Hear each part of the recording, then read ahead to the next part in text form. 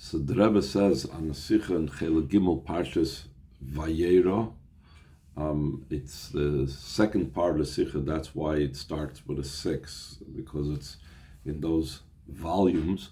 There was two different Sichas sometimes, or multiple Sichas from different times, and they separated it. So we're just going to be learning the part that was over here translated. We're going to be doing this in English.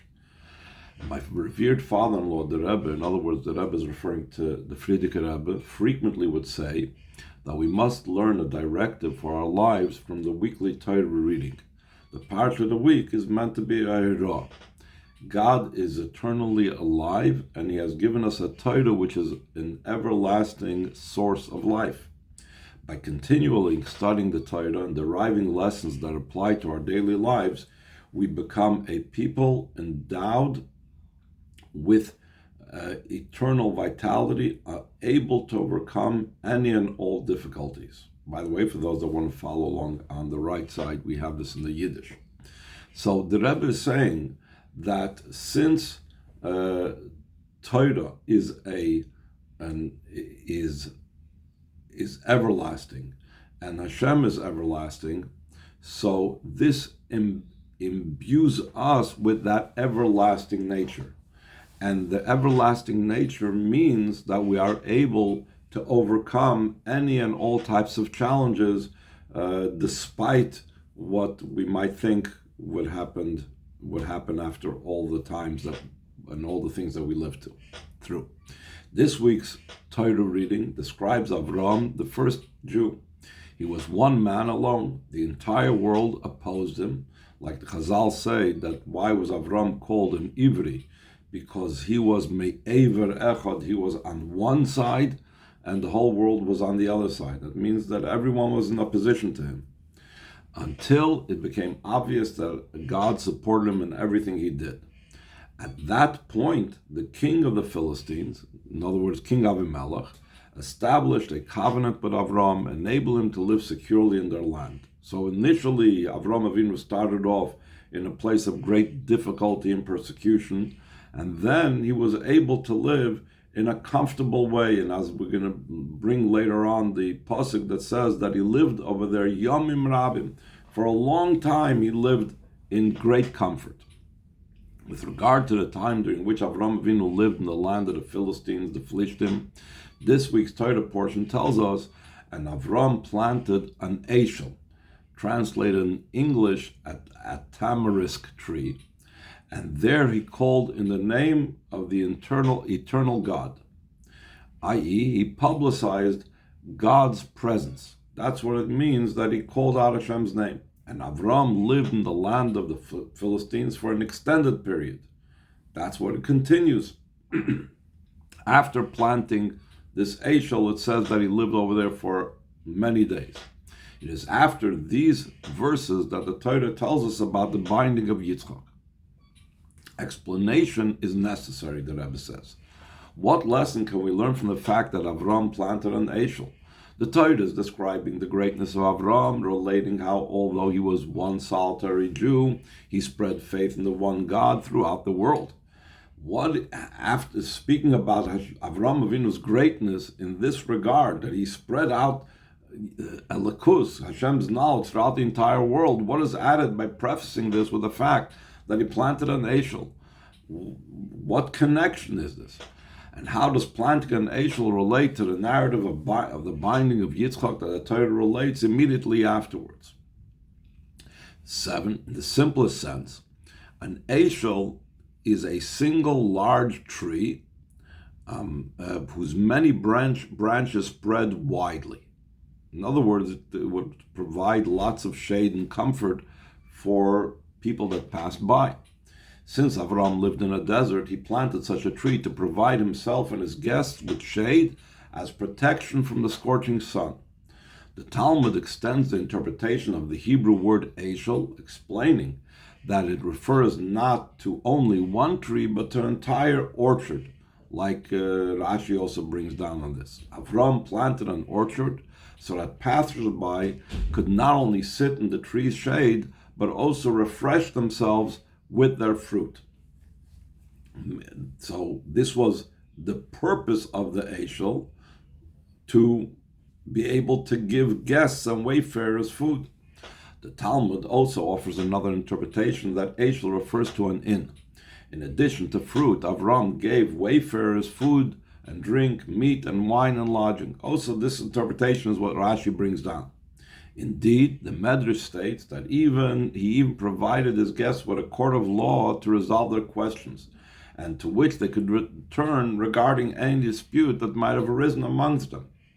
Avram, what do we see from this? That Avram did not content himself with merely providing bread, salt, and water, meaning basic necessities. To survive in the desert, you need to have at least the basics, bread, water, and so on, so that his guests' basic needs would be met. That wasn't all that Avram provided. He did not provide only the bare minimum. He also gave his guests items which brought them pleasure: fruit, wine, all sorts of delicacies and lodging, and even provided them with a court to resolve their questions and difficulties. And for whom did he do all this? For absolute strangers. This conveys an important lesson. Within the heart of every Jew has been implanted the attribute of charity and the desire to perform deeds of kindness. This is our heritage from Avram, our patriarch. He's called Avinu. That means, since he's called Avinu, which is patriarch, that means just like a parent gives over in a way of inheritance to their children things, the same thing Avram Avinu gave over to us, this type of inheritance.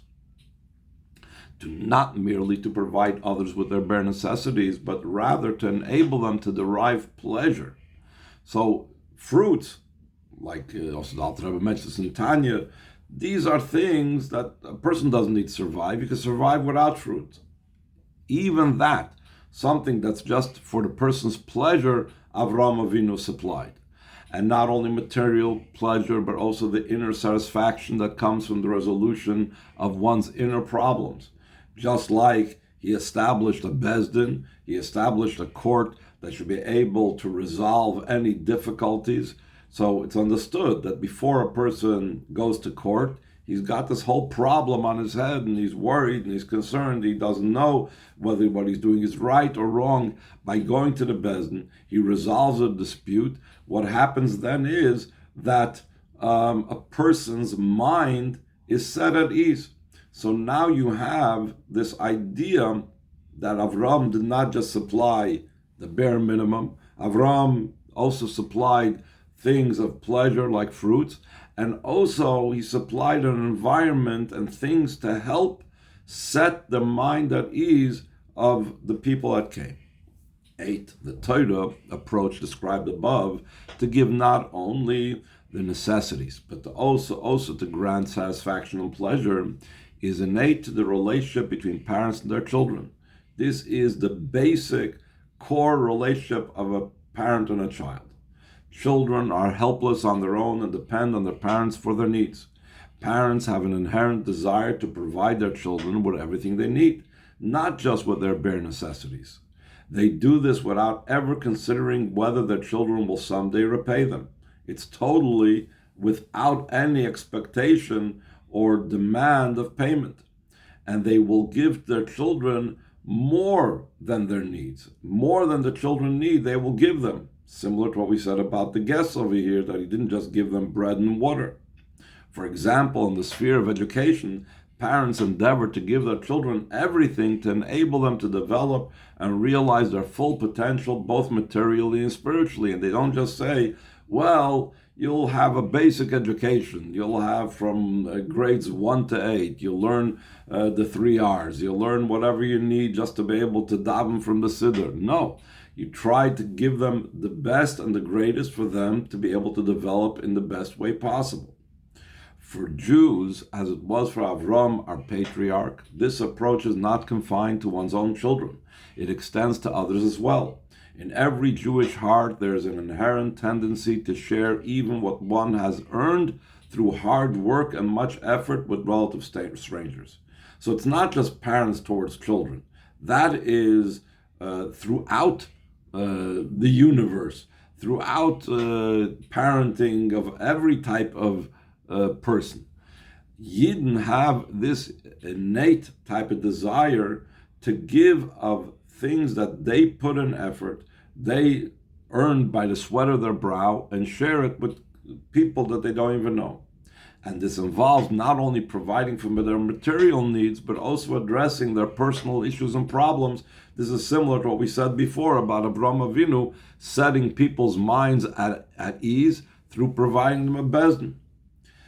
This approach to share with others in such a type of way transcends the bounds of reason. It's beyond what one's intellect and mind would say is necessary.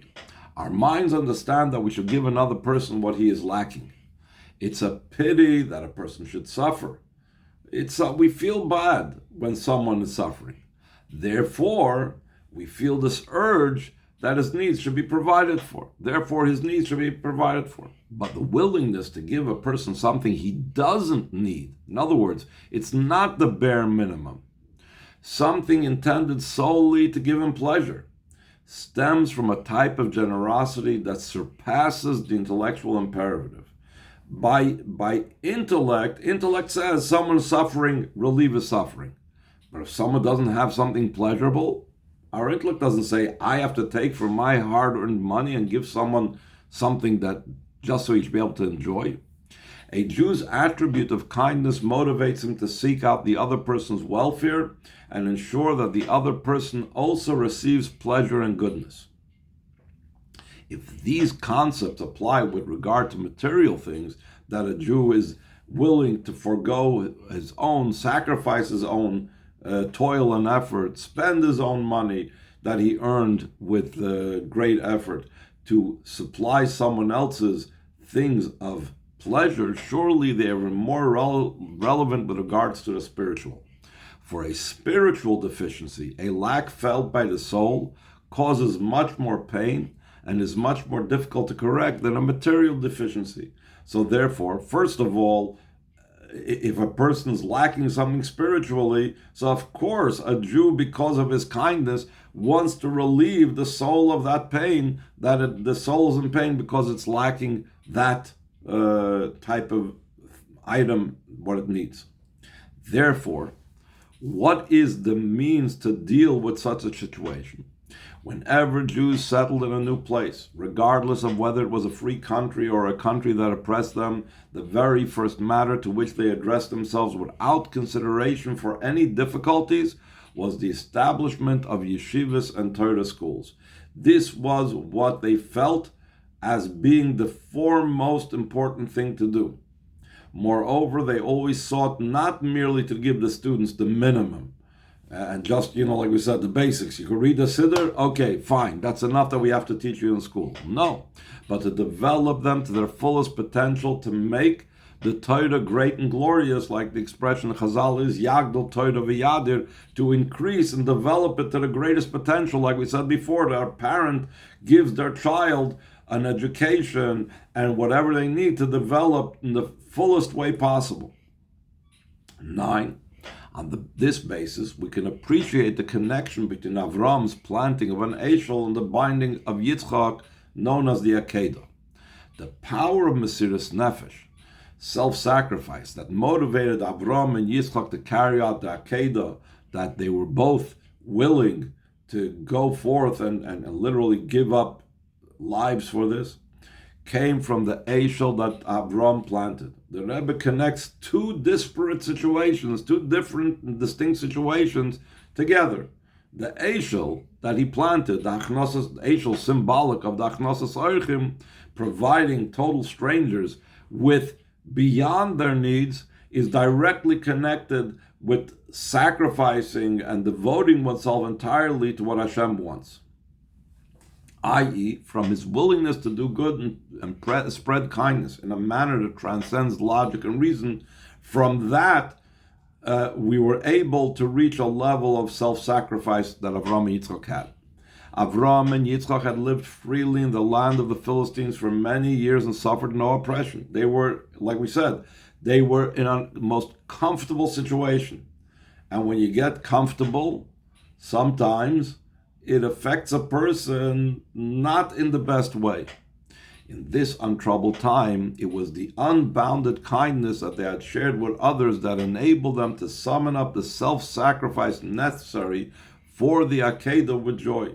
It says that Avraham Avinu went to the Akedah in a joyous manner, and so too Yitzchak. And how did they go to the Akedah in such a joyous manner?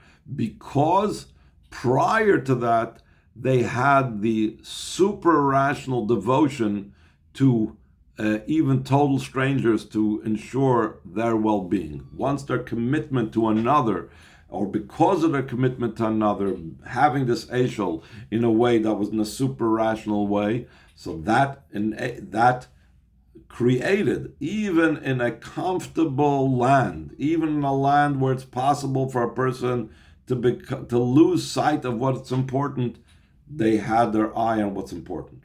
And here the Rebbe, this Sicha was addressed to supporters of Lubavitcher yeshivas.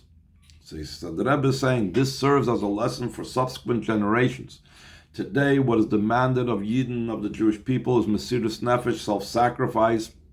And this is particularly true with regard to chinuch education, to totally devote ourselves to Hashem in providing a total and fully developed Jewish education.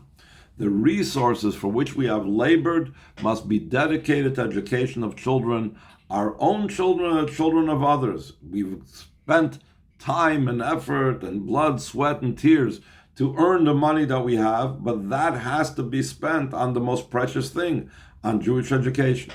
Moreover, the intent must be to give them not only the bare necessities, like we said before, just a bare minimum of knowledge, but to advance their education to the most complete degree, giving them everything possible in the realms of Yiddishkeit, Torah, and mitzvahs. In this manner, we will raise a generation of Mesiras Nefesh, Yidden, Jews prepared to sacrifice themselves for Yiddishkeit. Although they live in a free land, they will be ready to give of themselves, just like Avram and Yitzchak lived in the land of Plishtim, which they were treated in a royal fashion by Avimelech that made this covenant with them, offering their possessions and, if necessary, their lives for their faith in the Torah and its mitzvahs, and for everything that is connected to the Jewish heritage. When we have this type of giving nature of Avram to invest in our own children's education, chinuch, and in the chinuch of others. 11. When the Jews conduct themselves in such a manner, God will respond with generous blessings for the support given to yeshivas and Torah schools. He will not give merely $1 for $1, but rather will multiply our gifts several times over. And this applies not only in the financial sphere, that is self-evident, but with regard to all matters. He will give us health and long life and satisfaction from children. This is also reflected with regard to Avram. Although he began with only one son, he was granted the promise, I will greatly increase your descendants, multiplying them as the stars of the heavens and the sand on the seashore. So we see, just like by Avram, that seemingly he started out small, but it increased greatly. The same thing, in this case, we have that by us giving even $1 or $10 or $100, we're not going to get back from Hashem 10 or 100 or 1,000. We're going to get unbelievably increased and multiplied so many times over. The Torah counsels, do not feel bad about giving, that when a person gives tzedakah, a person should give so in a joyous manner and not feel that it's a pain for him to give from all of his effort that he invested in the money they earned. On the contrary, God will enable us to joyfully emulate the example set by Avraham and Yitzchak and give freely and with happiness, just like they did, and they gave freely to their guests, and to be able to have self-sacrifice for Hashem. So Hashem will enable us to also give in a joyous manner. And God will repay this generosity several-fold, not only in the financial sphere, but in all aspects of life, like we said before, in matters of health and other matters of happiness and long life and satisfaction from children, etc.